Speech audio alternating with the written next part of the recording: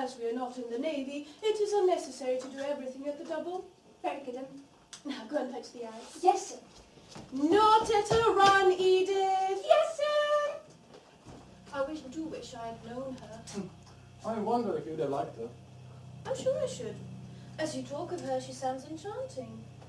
Yes, I'm sure I should have liked her.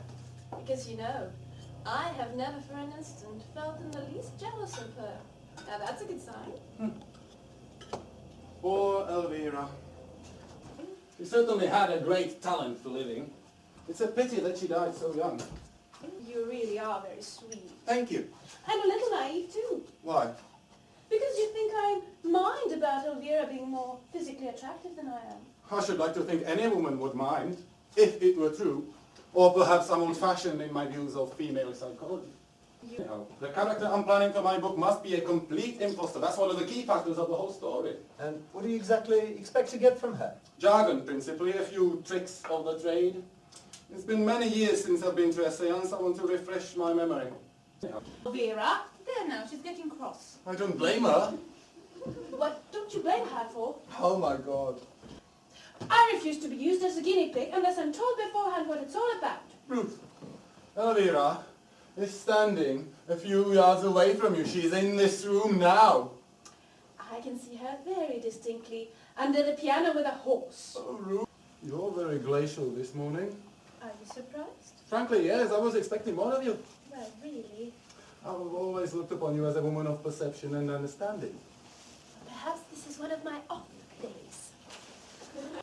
Then there was... If you wish to make an inventory of my sex life, I think it only fair to tell you that you missed out several episodes. I shall consult my diary and give you the complete list after lunch. Don't try to impress me with your routine amorous exploits. The only woman in my whole life who's ever attempted to dominate me was you.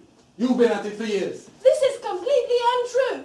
Oh no, it isn't. You boss me, you bully me, you order me about. Won't even allow me a hallucination if I want to. Can I clear, please, Yes, Edith.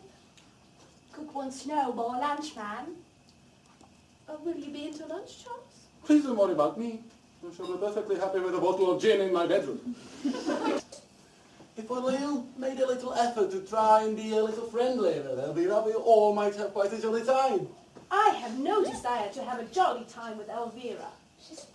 Why did you ask her to keep? To get me exercised, of course. I wish I could have a cucumber sandwich. I did love them so. Is that true? Is what true? What Elvira said? You know perfectly well I can't hear what Elvira says. Where is Elvira now? In the armchair by the table. Now look here, Elvira. I shall have to call you Elvira, shan't I? I can't very well go on saying Mrs. Condamine all the time. That sounds too silly. I don't see why not. And did she say anything? She said she'd like nothing better. That's very sweet of you, Elvira. Well, don't worry about your husband's arm, Mrs. Condamine. I'm sure it's only a slight sprain. It's not his arm I'm worried about. Well, I'm sure it will be up and about again in a few days' time. My cook gave notice this morning. Well, really, servants are awful, aren't they? Not a shred of gratitude. At the first sign of trouble they are outing you, like rats leaving a sinking ship. I can't quite feel that your simile was entirely fortunate, Mrs. Bradford. Oh, I didn't mean that. I really didn't. Nothing to worry about, Mrs. Condamine. It's only a slight strain. I'm so relieved. Honesty is the best policy? But it's outrageous! I ought to hand you over to the police.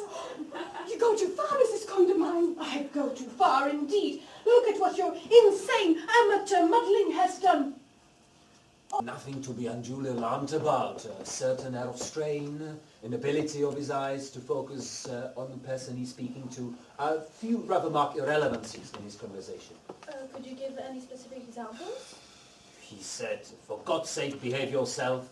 And later on, when I was writing down the prescription, he went on, "What are you doing in the bathroom?"